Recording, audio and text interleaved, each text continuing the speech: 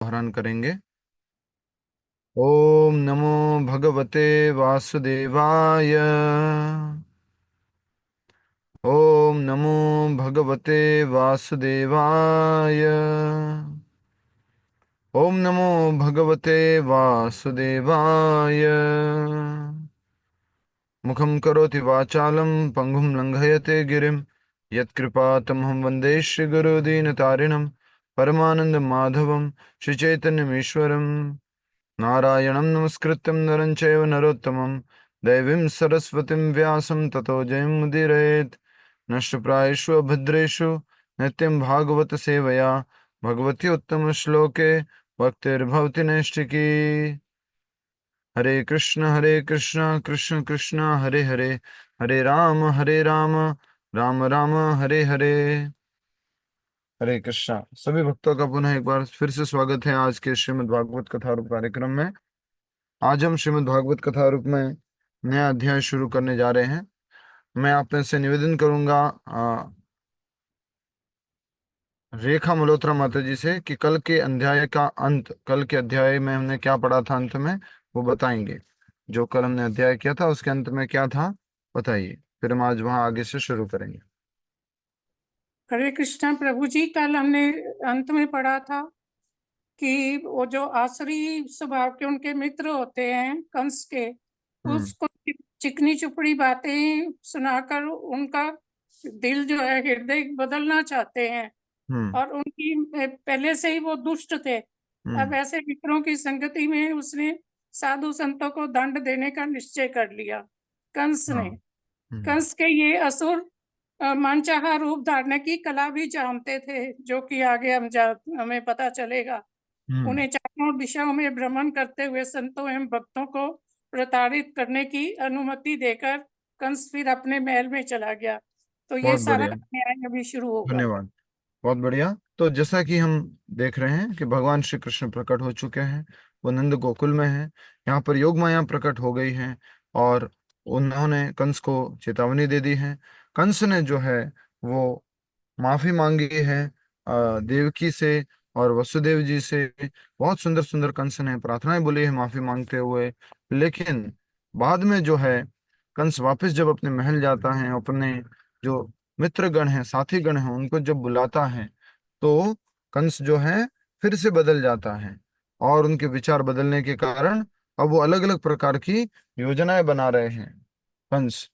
और योजना बनाने के अंतर्गत ये जो उनके मित्रगण हैं, असुर मित्रगण जिनको कंस ने बुलाया है, वो कहते हैं कि अब हम जो हैं जाते हैं और चारों दिशाओं में जो संत हैं और भक्त हैं उनको प्रताड़ित करते हैं। और बहुत ही सुंदर बात भी कही गई थी, अगर आपको याद होगा तो भगवान विष्णु किससे प्रसन्न होते हैं, या भगवान विष्णु को कौन प्रिय है? यस, अपने लक्ष्मी। भक्त गाय और ब्राह्मण। गाय और ब्राह्मण। तो गाय और ब्राह्मण पसंद होने की वजह से उनको अधिक प्रिय होने की वजह से कंस के सारे सहयोगी क्या बोलते हैं कि तुम गाय और ब्राह्मणों को मार दो, विष्णु वैसे ही मर जाएगा। तो कई बार ऐसा कहा किया जाता है कि किसी का कोई प्रियतम होता है जो बहुत प्रिय है, उसको वो बंदी बना लेते हैं। तो जो मेन व्यक्ति है वो पूरी तरह से दुखी हो जाता है, कष्ट में आ जाता है और कुछ भी करने को तैयार होता है। जैसे कि अगर किसी अमीर माँ बाप से किसी चोर को, डाकू को कुछ लेना है तो वो क्या करते हैं बताओ? का बच्चा उठा के किडनैप करते हैं। हाँ, बच्चे को उठा लेते हैं, बच्चे को किडनैप कर लेते हैं। उसी प्रकार से बाद में फिर उनका वो प्रेम लेकर के वो तड़प जाते हैं, दुखी होते हैं और वो कुछ भी करने को तैयार होते हैं। उसी प्रकार यहाँ पर हम देख सकते हैं कि असुर लोग कह रहे हैं कि गाय और ब्राह्मणों को मार दो और हमें आज्ञा दो, हम जाते हैं संतों और भक्तों को प्रताड़ित करने के लिए हम जा रहे हैं। सारे असुर जो हैं ऐसे वो आज्ञा मांगते हैं। आज हम नया अध्याय शुरू कर रहे हैं। बहुत ही सुंदर अध्याय है और अध्याय की संख्या होगी 58, 58। अध्याय का नाम है नंद महाराज और वसुदेव की भेंट। नंद महाराज और वसुदेव की भेंट। तुम्हारे मन में ये प्रश्न आ सकता है कि नंद महाराज और वसुदेव कैसे मिल सकते हैं, वसुदेव तो कारागृह में है। क्या उत्तर होगा इसका? रामावतार जी, राजेंद्र जी। सुशील जी क्या उत्तर होगा इसका? कारागार से तो मुक्त कर दिया वसुदेव था जी प्रभु जी उनको। वसुदेव जी के आनंद महाराज मिलने आए थे कारागार से उनको कंस ने मुक्त कर दिया था। जब, दोनों भाई की तरह थे। हाँ, और कंस ने मुक्त कर दिया था कारागार कंस से ने मुक्त कर वसुदेव दिया जी था, वो को। अपने घर आ गए। इस कारण से मिल सकते हैं। थैंक यू राजेंद्र जी। जैसे ही आगे पढ़ रहे सभी लोग, नंद महाराज और वसुदेव की भेंट, 10वां स्कंद 58वां अध्याय। जैसे ही नंद महाराज को सूचना मिली कि यशोदा ने पुत्र को जन्म दिया है, तो वे आनंद में भाव विभोर हो उठे। नंद महाराज, ठीक है।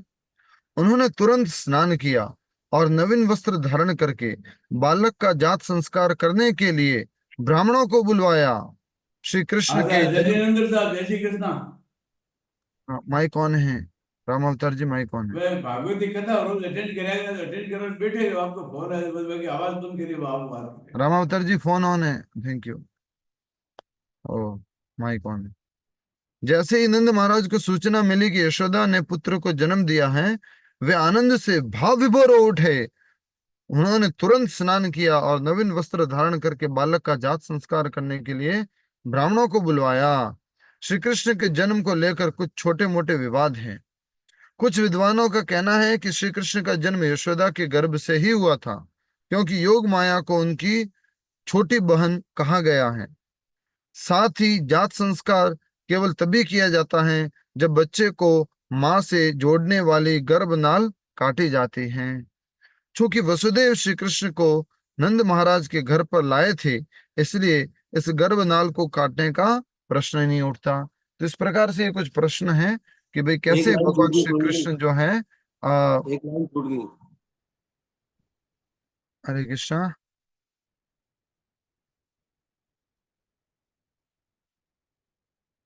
कैसे जो है कि अ, जात संस्कार करने की जरूरत कैसे पड़ सकती है, क्योंकि इसमें गर्भनाल भी जुड़ी हुई नहीं है और बालक तो जो है अलग से आए हैं। हाँ, तो इस प्रकार से ये प्रश्न उठ रहे हैं। लेकिन प्रश्नों का एक बहुत ही सरल उत्तर हम समझने का प्रयास करेंगे। ऐसा कहते हैं शास्त्रों में और आचार्यों ने इनका विस्तार किया है। ध्यान से सुनिएगा इस बात को, सभी लोगों को ध्यान से सुनना है इस बात को। देवकी ने भी भगवान श्री कृष्ण को जन्म दिया, यशोदा मैया ने भी भगवान श्री कृष्ण को जन्म दिया, और यहाँ से कृष्ण भगवान को जब वो वहां लेके गए, तो वो और ये कृष्ण भगवान दोनों एक ही रूप धारण कर लिए। और इस प्रकार से इस बातों को हम समझ सकते हैं। ऐसा आचार्यों का वर्णन है, ऐसा उनका मत है। आगे, प्रभु जी, यशोदा मैया पुत्री को नहीं जन्म दिया था। यशोदा मैया पुत्री को जन्म नहीं दिया था। माता जी, यशोदा मैया ने कृष्ण को भी दिया और पुत्री को भी दिया। ओके। जुड़वा बच्चे हुए थे। जी, आगे बढ़ेंगे। प्रभु जी, मगर आपने बताया था ना कि भगवान तो गर्भ से जन्म नहीं लेते हैं। भगवान तो फिर वो गर्भनाल काटने की बात। नहीं, देवकी के से, ये देवकी के गर्भ से ही जन्म लिया है भगवान ने। वसुदेव जी की, यशोदा मैया की भी गर्भ से ही जन्म लिया है।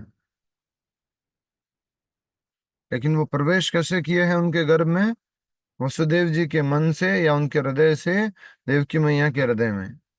ओके। हम्म। गर्भ में सीधा प्रभु जी, प्रकट हुए प्रभु जी प्रकट नाल से नहीं, पहले। प्रभु जी नाल कटने वाला जो है ना, वो कल्याण में लिखा था कि ये प्रभु की लीला थी। जी, वो आखिरकार भगवान की लीला ही है। सब कुछ लीला के अंतर्गत ही चल रहा है। भगवान प्रकट हो रहे हैं तो भगवान की लीला, भगवान कैसे चाहते आना वो उनकी इच्छा है। कैसे प्रकट होना चाहते, आते ही चतुर्भुज में हो गए वो उनकी इच्छा है। वो चाहते थे छोटे बालक के रूप में ही आ सकते थे, पर वो चतुर्भुज रूप में प्रकट होकर के अपना ऐश्वर्य, अपना अपने अपने भगवत्व को उनके सामने स्थापित करना चाह रहे थे। तो वो सब भगवान की लीला है। हम प्रभु जी। भौतिक दृष्टि से लोगों की कैलकुलेशन को हम आर्ग्यूमेंट नहीं कर सकते हैं कि क्या वो गर्भ से पैदा नहीं हुए थे क्या, और क्या वो गर्भनाल काटी नहीं थी क्या, क्या वहां पे और कोई लोग नहीं थे क्या, क्या ऐसे कैसे हो सकता है। ये बहुत सारे भौतिक आर्ग्यूमेंट हो सकते हैं। लेकिन यहाँ जिस तरह से आचार्यगण समझा रहे हैं, उस तरह से हमें समझते हुए भक्ति पूर्वक समझना है। अभी कल एक वीडियो देख रहे थे, हम बहुत बहस कर रहे हैं, इस्कॉन बेकार है, इस्कॉन ऐसा है, इस्कॉन वैसा है। कोई एक व्यक्ति है शंकराचार्य जी के, वो बोल रहे हरे कृष्ण महामंत्र में भी ऐसा करते वैसा करते। अरे भाई, हरे कृष्ण महामंत्र में, हरे कृष्ण में भी अगर कोई राम भक्त है ना, तो कृष्ण को भी राम रूप में देखना चाहे तो देख सकता है, राइट। और राम में भी राम को देख सकता है, राम में और भी कोई रूप को अगर वो भक्त देखना चाहता है, उसकी भावना है। बट जो हमें, जो कृष्ण भक्त है, वो जिस भाव में देख रहा है उस भाव में देख सकता है। और रामायण में भी तो शायद ऐसी चौपाई आती है ना, जैस मूरत देखी जैसी जिसकी भावना, मूरत देखी, राइट।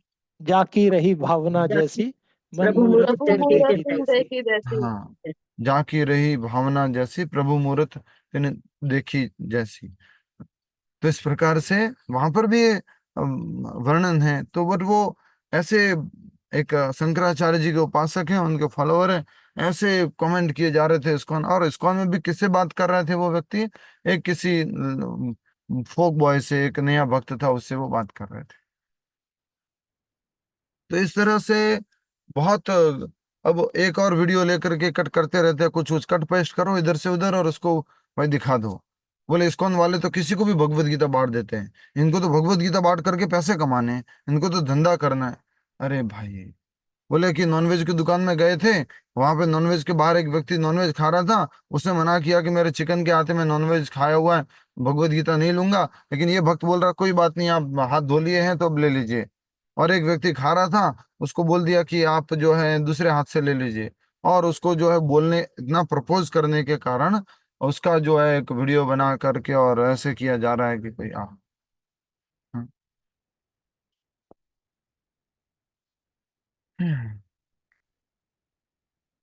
चलो, प्रभुपाद जी कहते हैं हाथी चलता रहेगा और बाकी भौंकने वाले भौंकते रहेंगे, तो कोई बात नहीं। संस्था को कोई बहुत बड़ा व्यक्ति कहे तो सोचने की बात है, बाकी ऐसे तो बहुत सारे लोग। श्री कृष्ण के जन्म को लेकर कुछ छोटे मोटे विवाद है। कुछ विद्वानों का कहना है कि श्री कृष्ण का जन्म यशोदा के गर्भ से ही हुआ था, क्योंकि योग माया को उनकी छोटी बहन कहा गया है। साथ ही जात संस्कार केवल तभी किया जाता है जब बच्चे को मां से जोड़ने वाली गर्भनाल काटी जाती है। चूंकि वसुदेव श्री कृष्ण को नंद महाराज के घर पर लाए थे, इसलिए इस गर्भनाल को काटने का प्रश्न ही नहीं उठता था। इस प्रकार से हमने अभी भी बताया कि भगवान कृष्ण दोनों जगह प्रकट हुए एक साथ, देवकी के यहाँ पर भी और यशोदा मैया के यहाँ पर भी। और जब यहाँ वाले देवकी के कृष्ण यशोदा मैया के आए तो दोनों एक ही रूप धारण कर लिए। भगवान क्या नहीं कर सकते? आप कहते हो कि गर्भनाल काटे तो कैसे हो सकता है? अरे गर्भनाल जोड़ नहीं सकते क्या? भगवान आने के बाद, प्रकट होने के बाद फिर जोड़ देंगे, भगवान को क्या करना है? हाँ? प्रभु जी आप बहुत अच्छा एग्जाम्पल देते थे ना, वो सुई में से हाथी हाँ, निकल रहा सुई था। में से हाथी निकाल सकते हैं भगवान, तो फिर हाँ। गर्भनाल तो क्या है? भगवान वराहदेव ब्रह्मा जी के नथुनों से प्रकट हुए थे, और इसलिए ब्रह्मा जी को उनका पिता माना जाता है। कुछ भी हो, बाह्य कारणों पर अधिक ध्यान न देते हुए हम इतना अवश्य कह सकते हैं कि नंद महाराज द्वारा श्री कृष्ण का जन्मोत्सव मनाया जाना सर्वथा उपयुक्त था। तो ऐसा थोड़ी ना हुआ कि ब्रह्मा जी के नाक से वराहदेव प्रकट हो गए तो ब्रह्मा जी जो है पिताजी हो गए वराहदेव के। ठीक है, एक लीला के रूप में भगवान ने ऐसी लीला की है। तो नंद महाराज क्या मना रहे हैं? नंदोत्सव। नंदोत्सव कब मनाया जाता है? जब भगवान प्रकट हुए उसके अगले दिन, जन्माष्टमी के अगले दिन। और उसी दिन हमारे परम पूज्य गुरु जी ऐसी भक्ति वेदांत अभय चरणारविंद भक्ति वेदांत स्वामी शिल प्रभुपाद जी प्रकट हुए हैं इस जगत में। हरि हरि बोल, जय शिल प्रभुपाद की जय। ब्राह्मण गण आए और वैदिक मंत्रों का उच्चारण करके उन्होंने संपूर्ण वातावरण को पवित्र कर दिया। वैदिक प्रथा के अनुसार प्रत्येक वस्तु के शुद्धिकरण की एक विधि है। यदि हम अपने जीवन में अपवित्र वस्तुओं का प्रयोग करते हैं तो वे हमें दूषित करती हैं। काल के बीतने से भूमि तथा अन्य संपत्ति पवित्र हो जाती हैं। काल के बीतने से, समय होने पर वो भूमि और अन्य संपत्ति पवित्र हो जाती है। स्नान करने से शरीर शुद्ध हो जाता है। सफाई करने से अस्वच्छ वस्तुएं शुद्ध हो जाती हैं। तपस्या से इंद्रियां शुद्ध हो जाती है। ब्राह्मणों को दान देने से धन शुद्ध हो जाता है। संतोष मन को शुद्ध करता है और श्री कृष्ण की भक्ति से आत्मा शुद्ध हो जाती है। हरि बोल। तो ये अलग अलग प्रकार से शुद्धिकरण के बारे में बताया गया है। जैसे कि एग्जांपल दे रहा हूं बीच में, जैसे कॉटन का कपड़ा है, वो कब शुद्ध होगा? उसको धो करके ही शुद्ध किया जा सकता है। और जो ऊन का कपड़ा है उसको आप हवा में सुखा दोगे, गर्मी में सुखा दोगे तो शुद्ध हो जाएगा। ये शुद्धिकरण के अलग अलग नियम हैं। नंदोत्सव में पुराणों तथा राज परिवार के इतिहासों का गायन करने वाले ब्राह्मण थे। वहां विभिन्न वाद्य यंत्रों की सहायता से गीत गाने वाले गायक तथा नर्तक थे। गायों, बैलों और बछड़ों पर हल्दी, तेल एवं अन्य शुभ पदार्थों का लेप किया गया था। वे बहुत सुंदर वस्त्रों अ, वे बहुत सुंदर वस्त्र एवं फूल मालाओं से सजे थे और उनके सिरों पर मोर पंख लगाए गए थे। इस प्रकार से नंद महाराज नंदोत्सव मना रहे हैं, आप देख सकते हैं स्क्रीन पे। और साथ ही साथ गाय और बैलों की चर्चा हो रही है, तो यहाँ देख पा रहे हैं कि गाय बैल, अगर ऐसी दर्शन है तो शेयर कर दीजिए। गाय और बैलों और बछड़ों पर हल्दी, तेल एवं अन्य शुभ पदार्थों का लेप किया गया था। वे सब सुंदर वस्त्रों एवं फूल मालाओं से सजे थे और उनके सिरों पर मोर पंख लगाए गए थे। धन्यवाद। ग्वालों ने रंग बिरंगे भव्य वस्त्र और पगड़ियां पहन रखी थी और बहुमूल्य आभूषणों से स्वयं को सजाया हुआ था। अपने हाथों में भिन्न भिन्न उपहार लेकर वे सब नंद महाराज के घर पर एकत्र हो गए। ग्वाले, नंद महाराज का निवास स्थान पताका और बंदरवारों से सजा था और द्वारों पर फूलों की मालाएं, वस्त्र तथा आम के पत्ते सुशोभित थे। घर के आंगन एवं प्रवेश द्वार को अच्छी तरह साफ करके गोबर से लीपा गया था। जब गोपियों ने सुना कि यशोदा मैया ने पुत्र को जन्म दिया है तो अत्यंत प्रसन्न होकर वे सावधानी पूर्वक स्वयं को सजाने संवारने लगी। उनके कमल सदृश अत्यंत सुंदर मुख केसर, हाँ, और कुमकुम से सजे थे और उनकी आंखों में लगा काजल उन उसकी सुंदरता को बढ़ा रहा था। उनके स्तन और नितंब भरे हुए थे और यशोदा के घर द्रुत गति से जाते समय हिलडुल रहे थे। तो इस प्रकार से गोपियां भी बहुत प्रसन्न है। अच्छा, एक बात बताओ, गोपियां मतलब कितनी उम्र की लड़कियां? गोपियां मतलब कितनी उम्र की लड़कियां? 7 साल प्रभु जी। 5 साल। बच्चे 6 साल बूढ़े की सभी छोटी छोटी होंगी प्रभु जी। हे भगवान। सभी सब बच्चे बूढ़े अच्छा सभी ही प्रभु उनके जी माता बच्चे है। बूढ़े रुको रुको रुको बड़े भी रुको छोटे रुको भी रुको, रहने अरे वाले रुको सारे भाई, इंसान रुको। उनके शरीर का ऐसे वर्णन करेंगे कि वो ऐसे श्रृंगार कर रही है 5 साल की बच्ची और ऐसे तैयार हो रही है, मुख कमल और सारा आंखों में कुछ काजल और ये सब। लेडीज प्रभु जी, बड़ी गोपियों लेडीज। का मतलब है ब्रज में हर कोई ग्वालन, हर कोई गोपी गायों को, ग्वाले की जो पत्नी है उसको, या ब्रज की हर एक स्त्री को, उसको क्या कहा जा रहा है? गोपी कहा जा गोपी। रहा है। ये याद रखना। हर उम्र के वो हैं, हर इस उम्र की सब माताओं, हर उम्र की स्त्रियों को गोपियां कहा गया है। और सब प्रसन्न हैं और द्रुत गति से, तेजी से कहा जा रहे हैं, यशोदा के घर जा रहे हैं। प्रत्येक गोपी के हाथ में यशोदा और उनके पुत्र के लिए उपहार थे। लोग सोचते हैं हम सिविलाइज्ड है आजकल, हाँ, हम लोग सिविलाइज्ड हैं, लोगों के घर जाना गिफ्ट लेके जाना है। अरे भाई, तुम क्या गिफ्ट लेके जाओगे? एक खिलौना लेके जाओगे, एक डब्बा लेके जाओगे?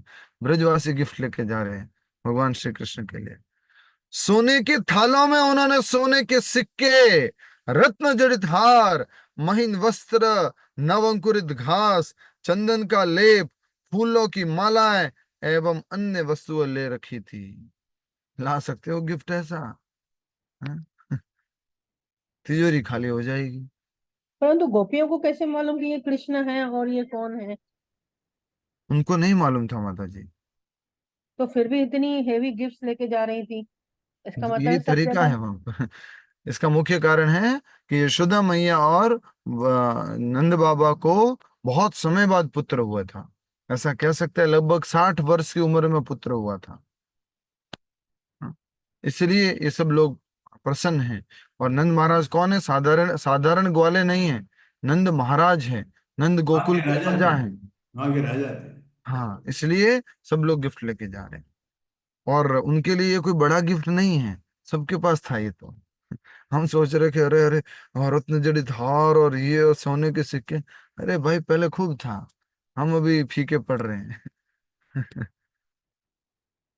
एक सहज ग्रामीण जीवन यापन करने के कारण उन सब स्त्रियों की सुंदरता में एक अलग ही निखार था।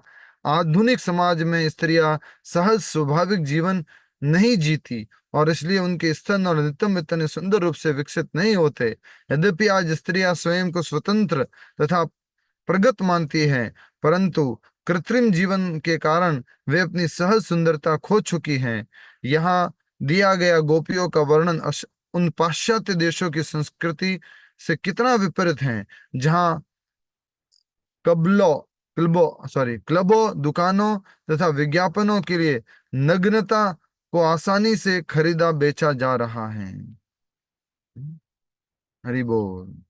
नग्नता को आसानी से क्लब की एडवर्टाइज के लिए, दुकान की एडवर्टाइज के लिए, विज्ञापनों के लिए। हाँ, घर बेचना, अभी हम नोएडा की तरफ आ रहे हैं तो रास्ते में घर बेचने का एक एडवर्टाइज लगा हुआ है। और एडवर्टाइज क्या है? एक माताजी स्विमिंग पूल में नहा रही है, ये एडवर्टाइज। वही ले लो, मकान ले लो, साथ में ये गिफ्ट मिलेगी, लेके जाओ। ऐसा है क्या? महिंद्रा के गाड़ी में एडवर्टाइज हो रहा है, नाम नहीं लेता कंपनी का, किसी टायर का, कंपनी के टायर का एडवर्टाइज, काले कलूटे टायर। टायर तो समझते हैं काले ही होते हैं, अब टायर का एडवर्टाइज है, लेकिन दिखाएंगे क्या? एकदम सुंदर सुंदर सुंदर स्त्रियां दिखाएंगे, कम वस्त्र वाली स्त्रियां दिखाएंगे, टायर घर पर लेके जाइए। अरे भाई, टायर लेके जाना इनका क्या आवश्यक? तो लोगों की कमजोरी को पकड़ा जाता है। ये एडवर्टाइज इंडस्ट्री का सबसे बड़ा एक सीक्रेट है। ठीक है। गोपियां चमचमाते कुंडलों, लटकन और कंगनों से सजी थी। उन्होंने रंग बिरंगे वस्त्र पहने थे और उनके बालों से गिरे फूलों से सड़क पटी पड़ी थी।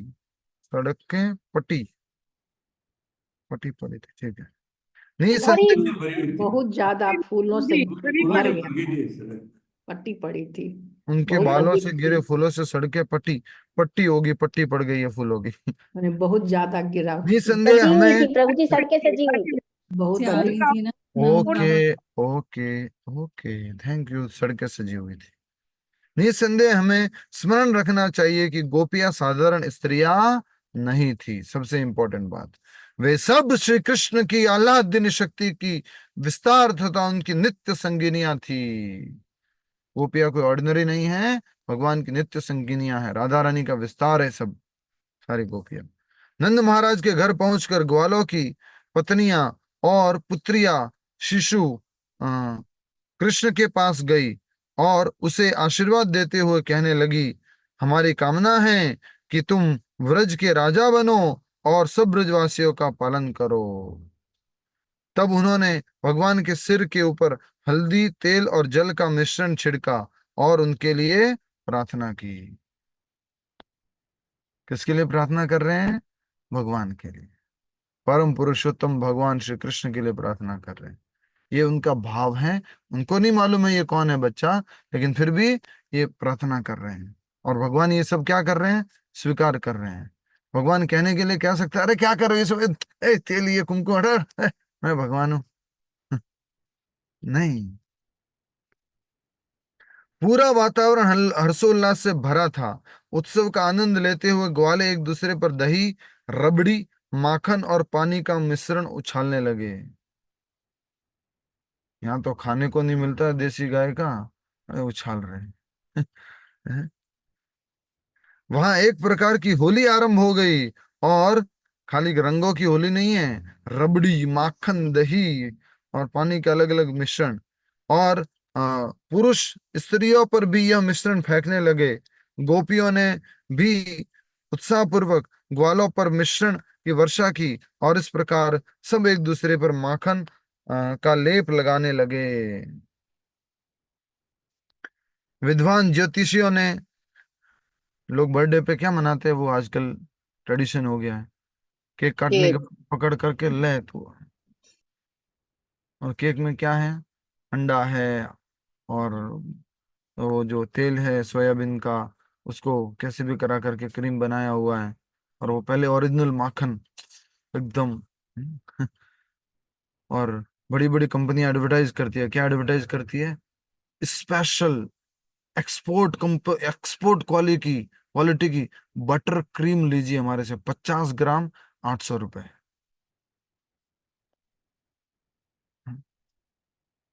और डुप्लीकेट, फिर वो समझ रहे हैं आप, पहले कितना अच्छा था ये सब।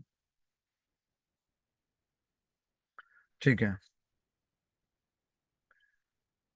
विद्वान ज्योतिषियों ने शिशु की जन्म कुंडली बनाई और तब नंद महाराज ने भगवान विष्णु की प्रसन्नता के लिए ब्राह्मणों को दान दिया। उन्होंने बहुमूल्य वस्त्रों एवं आभूषणों से सजी 20 लाख गाय तथा रत्नों एवं सोने की कढ़ाई किए गए वस्त्रों से ढके अन्न के 7 विशाल ढेर दान में दिए। हाँ, स्क्रीन शेयरिंग बंद कर दीजिए, रिलेटेड पिक्चर नहीं है।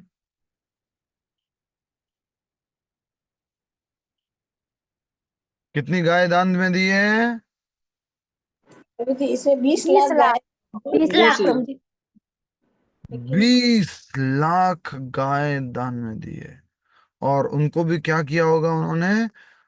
ये सींगों पे सोना, कानों में कुछ सोना, पैरों में कुछ पहनाया हुआ, और बहुत ही सुंदर सिल्क के कपड़े से उनको ढका हुआ, सुंदर तैयार किया हुआ 20 लाख।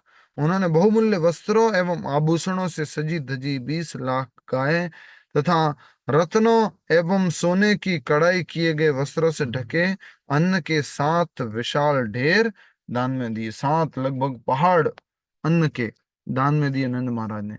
वसुदेव जी ने कितनी गाय दान में दी थी मनी मन? 10,000 प्रभु जी। 10,000 गाय। प्रभु जी पहले गायों की पॉपुलेशन ज्यादा थी, आदमी की कम थी। गाय को और भूमि को व्यक्ति का धन कहा जाता था, लेकिन अब किसको धन कहा जाता है? आज जिनकी जयंती है उनके छपे हुए कागज के पेपर को धन कहा जाता है, पेपर करेंसी। प्रभुपाद जी बोलते हैं इसका कोई वैल्यू नहीं है। इस करेंसी का, इस पेपर का कितना वैल्यू है? बोले 10 रुपए। 10 रुपए का मान लीजिए प्रिंटिंग कॉस्ट है, उसमें चांदी का तार है, कुछ है, वो सब मिला के 10 रुपए मान ले प्रिंटिंग कॉस्ट। हाँ? लेकिन उसके ऊपर कितना लिखा हुआ है? 500 रुपए। पहले कैसी करेंसी होती थी? 500 रुपए का सोना है तो वो 500 रुपए का उसका वैल्यू है। अभी ऐसा पार्टी नहीं। का लेटर है ना प्रभु जी, महात्मा गांधी के नाम से। आप आ जाओ ऑफिस में, नहीं तो कोई ना कोई मारेगा गोली। हाँ, तो प्रभुपाद जी ने महात्मा गांधी को एक पत्र लिखा था, आज गांधी जयंती है ना, बहुत सुंदर पत्र लिखा था। आप पढ़ना चाहो तो यहाँ पढ़वा सकते हैं, बहुत सुंदर लिखा है प्रभुपाद जी ने। मैं तुम्हारा एक अननोन फ्रेंड हूँ, प्रभुपाद जी लिखते हैं उसमें, बहुत सुंदर है। मेरे पास भगवान के धाम ले जाने की चाबी है। बहुत बहुत बढ़िया बढ़िया। और एक और बहुत सुंदर बात लिखी है, बोल देता हूँ। प्रभुपाद जी बोलते हैं कि तुम 1 महीने के लिए ये पॉलिटिक्स छोड़ दो। तुम्हारा नाम महात्मा गांधी है। क्या नाम है तुम्हारा? का नाम महात्मा, महात्मा नाम है। और महात्मा का अर्थ होता है जो भक्ति करता है। और तुम महात्मा बन गए हो खाली देश का कुछ ऐसा ऐसा नाम करने के लिए महात्मा बन गए हो। रूपा जी बोलते हैं महात्मा हो तो 1 महीने के लिए पॉलिटिक्स छोड़ो, मेरे पास आओ, भगवत गीता पढ़ते हैं साथ में बैठ करके। और अगर तुमने ऐसा नहीं किया, अगर तुम ऐसे ही इसमें लगे रहे, रूपा जी ने लिखा है, भविष्यवाणी की है, अगर तुम भक्ति करोगे, हमारे साथ में आ जाओगे, तो तुम्हारी उम्र है 125 साल। ये प्रभुपाद जी का लेटर है, आंखें खोल के सुन लीजिए। 125 साल तुम्हारी उम्र है। और अगर तुमने ये नहीं छोड़ा, तो पॉलिटिक्स वगैरह तुम कर रहे हो, तो तुम्हारी मौत हो जाएगी। हिटलर, मुसोलोनी, और इस तरह से 2-3 नाम लिखते हैं प्रभुपाद, उनके जैसे तुम्हारी मृत्यु होगी। और शीघ्र ही तुम्हारी मृत्यु होगी। इस प्रकार ही उनकी मृत्यु हुई। प्रभुपाद जी ने लिखा है 125 साल जियोगे अगर तुम ये छोड़ देते हो और महात्मा का कार्य करते हो तो। यस प्रभु जी। तो प्रभु जी, प्रभुपाद तो बहुत यंग होंगे जब ये लेटर लिखा, क्योंकि 47 में ये गुजर गए, इनको गोली लगी। प्रभुपाद जी लेटर बहुत पहले लिख दिए थे, अमेरिका जाने से पहले। प्रभुपाद कितना जी और प्रयास महात्मा किया। गांधी की, इनकी उम्र समकालीन है प्रभु जी। हाँ, प्रभुपाद जी ने कितना प्रयास किया, लेकिन ये लोग जो है नहीं समझे। इंदिरा गांधी को भी लेटर लिखा था, जवाहरलाल नेहरू को भी लेटर लिखा था, महात्मा गांधी को भी लेटर लिखा था। फिर बाद में अमेरिका जाकर के आए ना, तब सब लोग ऐसा कर रहे हैं, स्वामी जी, स्वामी जी प्रणाम, चरण का है स्वामी जी। अरे भाई, जरूरत है कि तुम लोग थोड़ा दिमाग से समझ लेते, स्वामी जी है, गुरु महाराज है। आजकल बड़े स्वामी जी वो हो गए जो बड़ी गाड़ी में आएंगे। हैं? छोटे स्वामी जी छोटी गाड़ी में आए हो, ठीक है, अरे ठीक है, ओके। बड़ी गाड़ी में आए तो धोख लगाओ साहब, प्रणाम। दो तीन असिस्टेंट आगे पीछे, कैमरा चल रहा है तो अरे दंडवत प्रणाम साहब। वही सिखाते हैं, मटेरियल में ध्यान मत रखो, खुद बड़ी बड़ी गाड़ियों में। अरे प्रभुपाद, जॉन हैरिसन के लिए भी प्रभुपाद जी ने भविष्यवाणी करी थी, बताया माता था जी, यस, कि पिछले वही जन्म में वो सिखाते हैं कि हमें जो बड़ी बड़ी गाड़ियां उपयोग या इस तरह से सिखाते हैं, ठीक बात है। लेकिन अगर कोई शुद्ध भक्त है भगवान के, वो उनके लिए, और वो सही प्रचार कार्य में लगे हुए हैं, तो कोई अगर उनको कुछ उपयोग करने के लिए कोई गाड़ी दे दे तो कोई बात नहीं। प्रभुपाद जी को रोल्स रॉयस दी गई थी बाद में उपयोग करने के लिए, प्रभुपाद जी ने कहा कोई बात नहीं, चलो। मायापुर में थे तो कुछ भी नहीं था उपयोग करने के लिए। ठीक है, आगे बढ़ते हैं। एक और बात आती है, वो बोल देता हूँ, आप सभी लोग सुन रहे ध्यान से। ओके। तो एक बार क्या हुआ, बॉम्बे के, ये जमीन की बात है सारी, बॉम्बे की। बॉम्बे मंदिर, जो जूहू मंदिर है, वहाँ की बात है। प्रभुपाद जी की बहुत इच्छा थी कि बॉम्बे में अच्छा मंदिर बने, और वहाँ पे अच्छे से स्कूल भी बने, गुरुकुल भी बने, एक गेस्ट हाउस भी बने। ये प्रभुपाद जी की इच्छा थी। तो एक मिस्टर नायर करके थे बॉम्बे के व्यक्ति, उन्होंने क्या किया, वो हमेशा ऐसा घपला करते थे। एक ही जमीन दो आदमियों को बेच देंगे, तीन आदमियों को बेच देंगे। तो प्रभुपाद जी के भक्तों के साथ में उन्होंने सौदा किया, और प्रभुपाद जी के भक्तों से एडवांस ले लिया, बोले ये जमीन आपकी।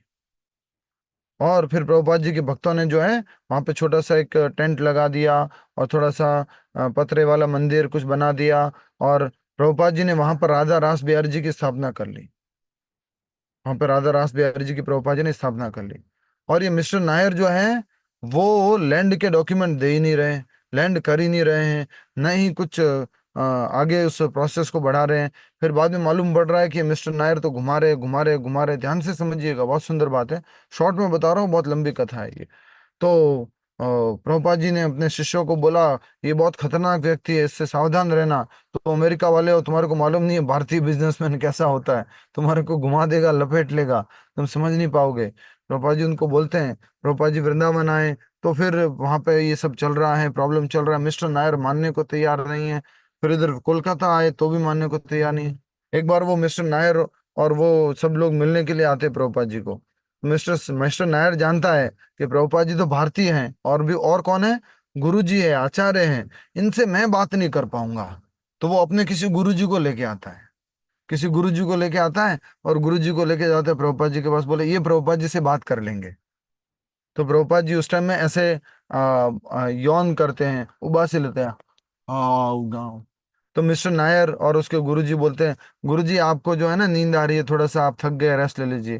प्रभुपाद जी बोलते हैं, हाँ हाँ, आप भी रेस्ट ले लीजिए पास वाले रूम में। तो उधर जो है, थोड़ी देर बाद प्रभुपाद जी अपने शिष्य को बुलाते हैं कि देखो, वो मिस्टर नायर और उसके गुरुजी सो गए होंगे, और उस मिस्टर नायर को पास में जाओ, कान में बोल के आओ कि स्वामी जी बुला रहे हैं। देखो, प्रभुपाद जी को मालूम था, प्रभुपाद जी ने उसके गुरुजी को क्या किया, रेस्पेक्टफुली सुला दिया, और मिस्टर नायर को बुलाया। अरे मिस्टर नायर, तुम ऐसे क्यों कर रहे हो, तुम्हें क्या समझ में नहीं आता, भक्तों के साथ ऐसे क्यों कर रहे हो। उसने बोला ठीक है स्वामी जी, अब कर देंगे और सब ठीक हो जाएगा, इस तरह से बात चली। अब मिस्टर नायर जो है, वो प्रभुपाद जी और उसके बीच में लास्ट में बहुत जोर जोर से बातें हुई बाद में कि तुम लैंड वापस क्यों नहीं दे रहे हो। प्रभुपाद जी बोलते हैं कि ठीक है हम दे देंगे, तुम लैंड ले लो, तुम तुम्हारी वापस, आज ही हमें हमारा एडवांस का चेक दे दो तुम, हम कल क्या आज ही खाली कर देंगे, तुम्हारा एडवांस का चेक दो, हमने जो तुम्हें एडवांस दिया उसका चेक दो। तो मिस्टर नायर देने को तैयार नहीं है। मिस्टर नायर को हार्ट अटैक आ गया, 2 सप्ताह बाद में उसकी डेथ हो गई। फिर प्रभुपाद जी याद करते हैं स्टोरी, हिरण्यकश्यप की, प्रहलाद महाराज की, कंस की, सब स्टोरी याद करते हैं। फिर मिस्टर नायर की पत्नी ने क्या किया मालूम है, मिस्टर नायर की पत्नी ने गवर्नमेंट को बोला कि ये मेरी जमीन पर बना हुआ इनका मंदिर है, इसको डिमोलिश कर दो। तो वहां पर जेसीबी आया, वहां पर पुलिस ऑफिसर्स आए मंदिर पे, और वहां पर उन्होंने मंदिर की दीवार गिराना शुरू कर दिया। आगे की दीवार गिरा रहे, धीरे धीरे अंदर की तरफ जा रहे हैं, और भक्त लोग पूरा कोशिश कर रहे हैं, रो रहे हैं, फॉरेनर लोग हैं, प्रॉपरली हिंदी में कुछ बात भी नहीं बोल सकते। बहुत डिफेंड किया भगवान के मंदिर की तरफ, वो तोड़ने का पूरा प्लान है, सब कुछ है उनका, म्युनिसिपल कॉर्पोरेशन से आए हुए हैं। वहां से एक भक्त जो है भाग करके जाते हैं, किसी उनके अग्रवाल जी को फोन करते हैं, और अग्रवाल जी जो है वो कुछ मदद करने की कोशिश कर रहे हैं। फिर उनके वो दोस्त को फोन करते हैं, और इस तरह से यहाँ पे बस वो मंदिर तोड़ने वाले आने वाले हैं मंदिर के लिए, और जो अंदर भगवान जहाँ रखे हुए हैं। और एक माता जी जो दरवाजे पे खड़ी हैं, इस तरह से वो रक्षा कर रहे हैं, भक्तों को जेल में डाल रहे हैं, पकड़ करके जिप में बिठा रहे हैं। इतने में जो एक वो जो दोस्त थे अग्रवाल जी के, किसके, वो क्या है कि बाला साहेब ठाकरे को फोन कर लेते हैं। बाला साहेब ठाकरे को फोन करते हैं कि देखिए बाला साहेब ठाकरे जी, यहाँ पर एक अपना हिंदू मंदिर तोड़ रहे हैं लोग, म्युनिसिपल कॉर्पोरेशन वाले। बाला साहेब ठाकरे सोचो, तुरंत बिना विलंब किए फोन घुमाते कमिश्नर को, म्युनिसिपल कमिश्नर को। हाँ, मालूम नहीं कैसे बोले होंगे, पर मैं थोड़ा स्टाइल से बोल रहा हूँ। हाँ, बाला साहेब ठाकरे बोलता है, हाँ आमचे मुंबई, मुंबई हमारी है, आमचे मुंबई, तुम मंदिर को नहीं तोड़ सकते। इमीडिएटली जो है मंदिर तोड़ने का, डिमोलिश करने का ये जो तुमने भेज रखा है, उसको कैंसिल करो, ऑर्डर को तुरंत, फटाफट। सोचो ये कैसी लीला। मैं कल ही पूछ रहा था प्रभु जी से कि कैसे संभव है कि जैसे भी आया हुआ है, लोग आए हुए हैं तोड़ने वाले, ज्यादा तोड़ने के लिए कुछ बड़ी बिल्डिंग भी नहीं है, बस खत्म करना, तोड़ना है। और इतने में तो वो सब कॉल भी हो गया, बाला साहेब ठाकरे ने कमिश्नर को भी बोल दिया। और वो भी कब की बात है, 1970s की बात है। उस टाइम में कोई व्हाट्सएप नहीं की, कोई फटाफट मोबाइल नहीं की, फोन भी हो गया, और कमिश्नर को भी मालूम पड़ गया, ऑर्डर लेके व्यक्ति वहां पहुंच भी गया, और तुरंत जो है वो कार्रवाई रोक दी गई, मंदिर रोक दी गया। बाला साहब ठाकरे की जब डेथ हुई, तो इस्कॉन से लगभग सैकड़ों भक्त गए थे उनकी मृत्यु पर, और उन्होंने जो है जा करके बहुत भव्य कीर्तन किया था। क्या सेवा की थी बाला साहब ठाकरे ने, लाखों करोड़ों रुपए दिया था मंदिर बनाने के लिए। ये मंदिर नहीं तोड़ना है, उसे एक फोन किया था, एक सेवा का कितना लाभ मिला उनको, सोचिए। अवश्य भगवान ने उनको विशेष गति प्रदान की होगी। हम्म। और बॉम्बे की मंदिर की इस मिस्टर नायर ने, प्रभुपाद जी बोलते हैं, मेरा जीना आराम कर दिया था मिस्टर नायर ने। हाँ, इस प्रकार से। और अभी बाला साहेब ठाकरे के बच्चे देखो किस दिशा में जा रहे हैं, अपोजिट ही जा रहे हैं। वो कहते थे हम किसी भी उस पार्टी से कभी हाथ नहीं मिलाएंगे, लेकिन हरे कृष्ण। तो इस प्रकार प्रभुपाद जी की बहुत सुंदर लीला है। एक लीला मैंने बताई आपको, ये जो गुरु जी को लेकर के मिस्टर नायर मिलने के लिए गए, कि बोले मैं तो बात नहीं कर पाऊंगा स्वामी जी से, हमारे गुरु जी बात कर लेंगे। प्रभुपाद जी ने तो गुरु जी को बोल दिया कि आप भी रेस्ट कर लीजिए, वो सो रहे। फिर उसको बुलाया, उसके साथ में बात की। उस प्रकार से और कौन सी लीला बताई प्रभुपाद जी की, एक और लीला बताई। अभी यस, जॉन हैरिसन के लिए बताया था उन्होंने। नहीं अभी कौन सी लीला बताई। गांधी जी को गांधी जी को पत्र लिखने का। ये पत्र पढ़ लेना, ग्रुप में शेयर करूंगा, हिंदी ट्रांसलेट करके शेयर करूंगा मैं। हाँ, 125 साल जियोगे, 1 महीने के लिए आ जाओ भाई, छोड़ दो, 1 महीने के लिए डिस्कस कर लो, रूपा जी बोलते हैं, नहीं तो तुम्हारी हिटलर और मुसोलिनी के जैसे तुम्हारी डेथ होगी। हरे कृष्णा प्रभु जी। हाँ, लेकिन प्रभुपाद जी उनको बुला क्यों रहे थे अपने पास? आप अभी थे क्लास में, जी प्रभु जी। मैंने अभी भी बताया ना कि आप महात्मा के नाम से जाने जाते हो, तो आप भगवत गीता के ऊपर टीका भी लिखे हो। आप कृपया करके हमारे साथ आकर के बैठ करके भगवत गीता डिस्कस करो। ओके प्रभु महात्मा जी। बन करके क्या काम कर रहे हैं, तो महात्मा का काम है सही दिशा में गाइड करना लोगों को, भक्ति की दिशा में। ठीक है, आगे बढ़ते हैं। तो इस प्रकार से नंद महाराज ने 20 लाख गायों का दान किया, और 7 बड़े बड़े विशाल के अन्न ढेर जो है वो दान में दिए। तत्पश्चात नंद महाराज ने सूतों मगधों, वंदियों और अन्यों को उनकी स्थिति के अनुसार दान दिया। उनकी उदारता से वहां उपस्थित प्रत्येक व्यक्ति संतुष्ट था। प्रत्येक व्यक्ति संतुष्ट था नंद महाराज की उदारता से। बहुत ही सुंदर बात बोली जा रही है यहाँ पर। ठीक है। इस अवसर पर नंद और यशोदा ने बलदेव की माता रोहिणी का भी पूरा सम्मान किया। सुंदर वस्त्र एवं आभूषणों से सजकर रोहिणी भी इधर उधर दौड़ती हुई स्त्री अतिथियों की आवभगत करने लगी। रोहिणी भी वही है, बलराम जी की माता, और कृष्ण भगवान जी की माता यशोदा मैया। आध्यात्मिक जगत में जो गोलोक वृंदावन है, उसमें उनकी रियल माता कौन है? यशोदा मैया और नंद बाबा। ठीक है। उत्सव की समाप्ति पर नंद महाराज ने कुछ ग्वालों को गोकुल की देखभाल का भार सौंपा और कंस को वार्षिक कर देने के लिए मथुरा चले गए। कंस को टैक्स देने के लिए चले गए, वार्षिक कर देने के लिए। हाँ? वास्तव में नंद महाराज को एकमात्र अपने नवजात शिशु की चिंता थी। उसकी सुरक्षा सुनिश्चित करने के लिए उन्होंने देवता और पूर्वजों की पूजा की थी और भरपूर दान सब दे के सबको संतुष्ट किया था। भरपूर दान सबको संतुष्ट किया था। भरपूर दान दे के सबको संतुष्ट किया था। इसी प्रकार वे मथुरा जाकर न केवल कर चुकाना चाहते थे, अपितु कंस को संतुष्ट करने के लिए उसे उपहार भी देना चाहते थे। नंद महाराज को कंस द्वारा की जा रही शिशुओं की हत्या की भनक मिल चुकी थी और इसलिए उन्होंने ग्वालों को ध्यानपूर्वक शिशु की रक्षा करने का निर्देश दिया। जब वसुदेव को ज्ञात हुआ कि उनके प्रिय मित्र नंद महाराज मथुरा आए हैं, तो वे उनसे मिलने के लिए उनके निवास स्थान पर गए। श्रीपाद मध्वाचार्य के अनुसार वसुदेव और नंद दोनों सौतेले भाई थे। वसुदेव के पिता सूरसेन ने एक वैश्य लड़की से भी विवाह किया था, जिससे नंद का जन्म हुआ था। आगे चलकर नंद ने भी एक वैश्य लड़की यशोदा से विवाह किया था।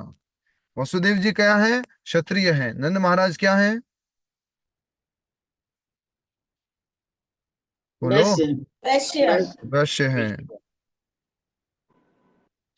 इस प्रकार अपने हाथों पर हल उठाकर चलने वाले कृष्ण और बलराम ने भी वैश्य के कार्य किए।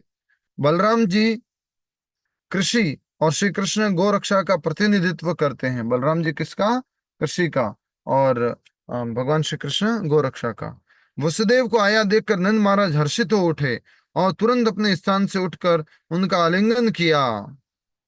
आसन ग्रहण करने के बाद वसुदेव ने अप्रत्यक्ष रूप से कृष्ण और बलराम की कुशल क्षेम पूछी। भैया, इतनी बड़ी उम्र होने पर भी आपके पुत्र नहीं हुआ था और न ही उसकी कोई आशा दिखती थी, परंतु भगवान की कृपा से आपके यहाँ पुत्र ने जन्म लिया है। यह अत्यंत ही शुभ लक्षण है।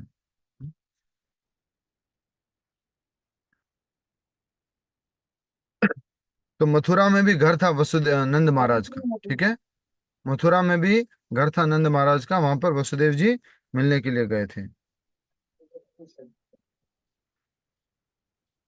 और आज यहाँ आपके दर्शन करना मेरा बड़ा सौभाग्य है। कारागृह से मुक्त होने के बाद मुझे मानो एक नवीन जीवन मिल गया है। अच्छा, वसुदेव जी को क्या मालूम था? वसुदेव जी को क्या मालूम था? जयलक्ष्मी माता जी, वसुदेव जी को क्या मालूम है?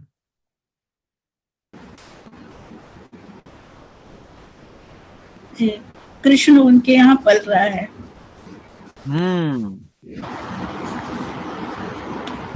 उनके पुत्र जो नंद बाबा जिसका सेलिब्रेशन कर रहे हैं, नंद बाबा जिनका उत्सव मना रहे हैं, वो कौन है? भगवान श्री कृष्ण, जिनको वो एक्सचेंज करके आए थे। ये वसुदेव जी को मालूम है।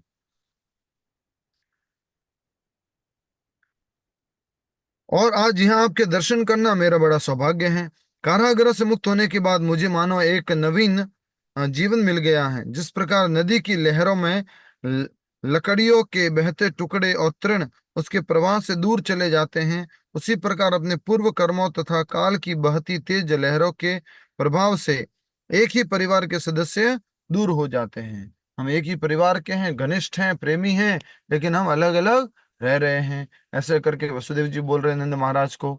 तो उदाहरण दिया गया है, नदी के अंदर मान लीजिए दो लकड़े साथ में चल रहे हैं, चल रहे हैं, तो बहुत समय तक साथ में रहे, और अचानक से नदी में पानी तेज आता है और फिर वो क्या हो जाते हैं, अलग अलग हो जाते हैं, और मालूम नहीं जिंदगी में कभी दोबारा मिलेंगे या नहीं मिलेंगे। वैसे ही वसुदेव जी कह रहे हैं कि हम दोनों अलग अलग रह रहे हैं, एक दूसरे के बहुत घनिष्ठ होते हुए भी। नेक्स्ट, हे बंधु, क्या आप जिस स्थान पर रहते हैं वह गायों के लिए उपयुक्त है? वहां प्रचुर मात्रा में जल व हरी घास उपलब्ध तो है? मैं आशा करता हूं वहां आप सब सुख से रह रहे हैं। मेरा पुत्र बलदेव आपको एवं आपकी पत्नी को अपना माता पिता मानता है। मेरा पुत्र बलदेव, ये तो सीधा सीधा बोल दिया, कृष्ण का नहीं बोला। मेरा पुत्र बलदेव अर्थात रोहिणी का पुत्र। क्या वह आपके घर में अपनी सगी माँ रोहिणी के साथ सुख शांति से तो रह रहा है? जब कोई व्यक्ति अपने मित्रों एवं संबंधियों के साथ सुखपूर्वक रहता है तो धर्म, अर्थ और काम से जुड़े उसके सब कार्य उसके आनंद में वृद्धि करते हैं। अन्यथा यदि व्यक्ति के मित्र और परिजन ही सुखी नहीं है तो फिर वह स्वयं कैसे सुख की अपेक्षा कर सकता है? वसुदेव भली भांति जानते थे कि यशोदा ने कन्या को जन्म दिया था, जिसे उन्होंने गुपचुप चुरा कर उसके स्थान पर कृष्ण को रखा था। यशोदा मैया ने किसको जन्म दिया? कन्या को। उस कन्या की जगह पर किसको रख दिए? कृष्ण को।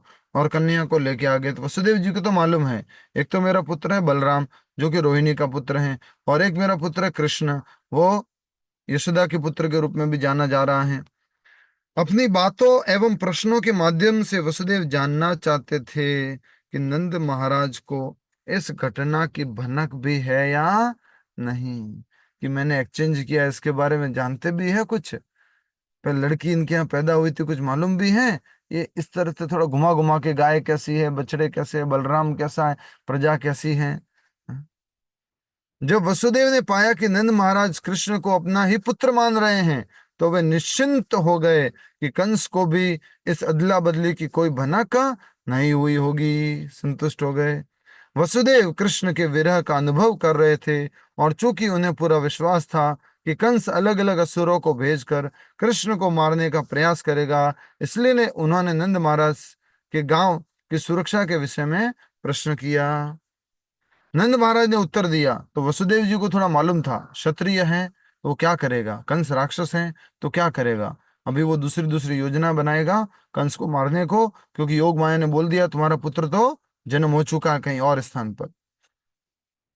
तो वसुदेव जी को इसकी भनक थी, इसलिए घुमा घुमा के पूछ रहे प्रजा कैसी है, बलराम जी कैसे हैं, और सब ठीक हैं। अल्टीमेटली किसके बारे में पूछना चाह रहे हैं? कृष्ण भगवान के बारे में। नंद महाराज ने उत्तर दिया, महाराज कंस ने आपके इतने पुत्रों की हत्या की है, और आपकी पुत्री भी स्वर्ग लोक में चली गई। हाँ, आपकी पुत्री किसकी पुत्री? ये तो नंद महाराज की पुत्री थी, बोल रहे आपकी पुत्री। इसमें कोई संदेह नहीं कि प्रत्येक प्राणी नियति के हाथों में कठपुतली है, और वह अपने किए कर्मों का फल ही भोगता है। वाह वाह वाह, क्या बात है। वसुदेव ने कहा, बंधु तुमने अपना कर चुका दिया है और मुझसे भी भेंट कर ली है, अब तुम्हें यहाँ अधिक समय नहीं रुकना चाहिए। मालूम था। हाँ, अच्छा होगा यदि तुम तुरंत गोकुल लौट जाओ, क्योंकि मुझे लगता है कि वहां कुछ विपदा आ सकती है। यह सुनकर नंद महाराज ने वसुदेव से विदा ली और अपने ग्वाल मित्रों के साथ बैलगाड़ियों में बैठकर गोकुल के लिए प्रस्थान किया। हरी हरी बोल। हरी हरी बोल। नंद महाराज और वसुदेव जी का मिलन था ये, बहुत ही सुंदर, और बहुत सुंदर वर्णन जो है प्रभुपाद जी ने दूसरे आचार्यों का कुछ वर्णन लेकर के हमें समझाया है। बहुत ही सुंदरता से ये प्रस्तुति की गई यहाँ पर, बड़ा अच्छा ये वर्णन दिया गया है। प्रभुपाद जी की विशेष कृपा है कि हम सब लोग समझ पा रहे हैं। तो वसुदेव जी को लग गया था कि कंस क्या करेगा, अलग अलग राक्षसों को बुलवा के आक्रमण करेगा, इसलिए नंद महाराज को बोल दिया, देखो देखो आपने टैक्स तो भर दिया ना, हाँ हाँ मेरे से भी मिल लिए ना, बोले हाँ हाँ अब आप जल्दी से घर निकलो, गोकुल जाओ। उनको चिंता थी भगवान श्री कृष्ण की। इस प्रकार से ये भागवत का बहुत ही विशेष अध्याय, इसका शीर्षक है नंद महाराज और वसुदेव की भेंट। ये भागवत पढ़ने से समझ में आता है, ये टीवी देखने से इतना समझ में नहीं आएगा। ठीक है, हरे कृष्णा प्रभु जी। हरे कृष्णा। वो नंद महाराज का मथुरा में मकान नहीं था प्रभु जी, वो नंद महाराज को कर चुकाने के लिए आए थे, ये कंस को कर चुकाने के लिए आए थे वहां, तो वसुदेव जी से भेंट की थी, ऐसा भागवत में मैंने पढ़ा है।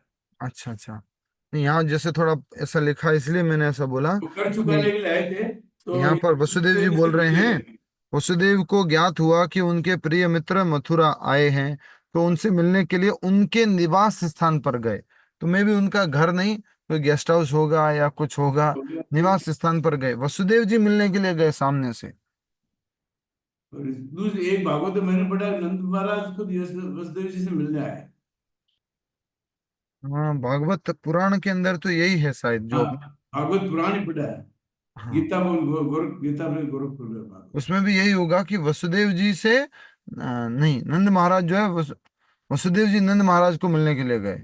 हाँ, वसुदेव जी नंद महाराज को मिलने के लिए गए। चलो जो भी है ठीक है। हाँ, मिल रही है, अच्छी बात है। चलो। नहीं, यही होगा, श्लोक में यही वर्णन होगा, श्लोक में से अलग नहीं कर सकते। श्लोक में देख सकते हैं। ठीक है, इस प्रकार से ये नंद और वसुदेव का मिलन रहा, बहुत ही सुंदर। और वसुदेव जी को मालूम था कि कृष्ण उनका बेटा है, नंद महाराज क्या पल रहा है, लेकिन वो बहुत चिंतित थे, इसलिए बार बार अलग अलग तरह से पूछ रहे थे। सीधा सीधा नहीं पूछा कि मेरा बेटा कृष्ण कैसा है। हाँ, उन्होंने बलराम जी के बारे में तो पूछ लिया। नंद महाराज ने बहुत बधाइयाँ दी, बहुत गाय दान में दी, बहुत ही सुंदर उन्होंने नंदोत्सव मनाया। बधाई दे रहे हैं। नंद के घर आनंद भयो, जय कन्हैया लाल की। हाथी दिनी घोड़ा दिनी और दिनी पाल की। नंद के घर आनंद भयो, जय कन्हैया लाल की। हाथी घोड़ा पाल की, जय कन्हैया लाल की। हाथी घोड़ा पाल की, जय कन्हैया लाल की। हाथी घोड़ा पाल की, जय कन्हैया लाल की। बहुत सुंदर भजन है। हम लोग दो ही लाइनें जानते हैं, इसमें आगे भी बहुत सारा आता है। ठीक है, हरे कृष्ण मंत्र जप करेंगे, बंद कराएंगे। कोई प्रश्न है तो पूछ लो, नहीं तो ये क्या है, लैपटॉप बंद होने वाला है, बैटरी खत्म है इसकी।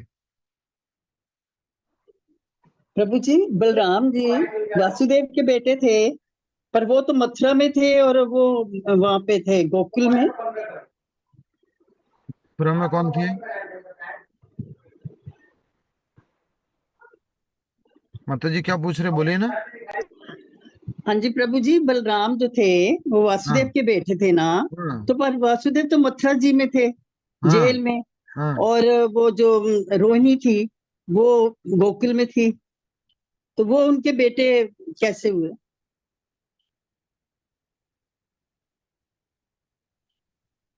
माता जी, ये तो उत्तर प्रश्न भी लॉजिकल नहीं। भूल गए क्या? भगवान श्री कृष्ण की आज्ञा से योग माया ने देवकी का गर्भ स्थानांतरण किया था हाँ रोहिणी के जी, गर्भ में। ठीक ठीक, सॉरी। याद आया? हाँ जी, रोहिणी थैंक यू। उस टाइम में प्रेग्नेंट थी ऑलरेडी, उसके लिए प्रश्न हो सकता है। तो उस हाँ प्रश्न का जी, उत्तर है कि जब कंस ने उनको कारागार में नहीं डाला था, पहला बच्चा जब तक नहीं मारा था, तब तक रोहिणी भी उनके साथ में रहती थी, वसुदेव जी के साथ में। अच्छा, थैंक यू प्रभु। हरे कृष्णा। इस माला जप कौन करेंगे? मैं कराऊं?